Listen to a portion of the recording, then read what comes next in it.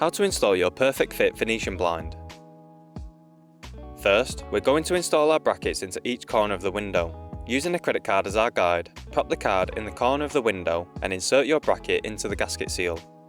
Do this for each corner.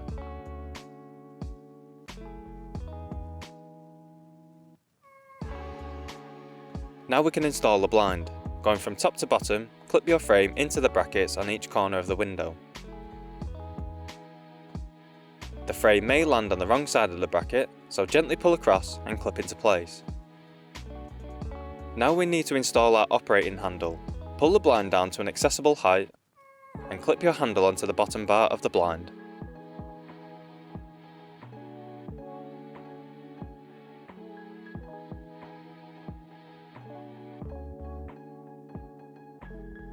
Lastly, we'll install the child-safe wand into the hook at the top. Double check the operation of the blind.